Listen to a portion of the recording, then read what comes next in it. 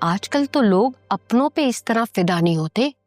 तुम्हारे ससुराल वाले तो बहुत अच्छे, जो एक गैर पर इस तरह से पैसे लुटा रहे हैं। ससुराल वाले?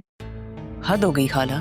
ससुराल के नाम पे एक ससुर है जिनके पास हमें देने के लिए कुछ भी नहीं है, बाकी सारी दुनिया पे लुटाने के लिए सब कुछ है। गलती से हमें अगर कुछ देते हैं ना तो एक एक रुपए का हिसाब लेते हैं और फिर कहते हैं असूल है ये। घर का फर्द है, घर का फर्द है करते करते ज़ैनब को अच्छा खासा पोर्शन दे दिया है। मुझे तो लगता है ये लोग किसी दिन उसके नाम सब कुछ ही ना कर दें।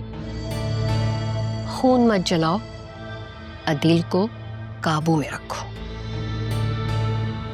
उसे समझाओ कि वो ये पागलपन ना करे। कैसे खाला, कैसे समझाऊं? मैं उसे कुछ समझाने लगती हूँ, वो उल्टा मुझे समझाते हैं। पता नहीं आप लोगों ने कहाँ फंसाया है मुझे। कोई कह सकता है इतने बड़े घर की मैं अकलौती बहू? इस घर में मेरी कोई नहीं सुनता। कितनी बार मैंने कहा है कि ज़ैनब से वो पोर्शन खाली करवाएं, लेकिन नहीं। अच्छा, तुम किसी लड़के के आने का कह रही थी ना, अदील के कजिन का?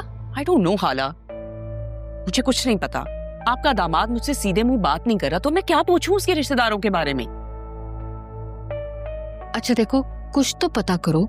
आखिर वो लड़का यूके में रहता है, खाता पीता होगा, अच्छा बिजनेस एस्टैब्लिश्ड होगा उसका। मेरा ख्याल है कि तुम बतूल के लिए उससे बात चलाओ। पहले आने तो देना, फिर कुछ पता चलेगा। अदील से पूछने का फिलहाल कोई फायदा नहीं है। अच्छा ये सब छोड़ो, मेरी मिसेस फरीद से बात हुई है, उनके पास कुछ ढंग के रिश्ते हैं राह के लिए।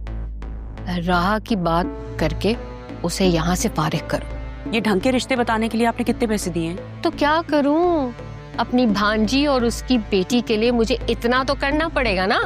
और फिर भी इन लोगों को लगता है कि हमें इसकी फिक्र नहीं है। हाँ, मेरा तो ख्याल है जितनी हमें राह की फिक्र है इतनी उसे भी अपनी नहीं होगी। हम ही हैं जो इसके लिए यहाँ पागलों की तरह ख्वार हो रहे हैं। और ये मैडम तो मजे से घूमती फिर रही है। अब देखें, अभी अभी उसे अस्पताल भेजा है, बिला वजह की तीमारदारी कर रही है, बिला वजह की।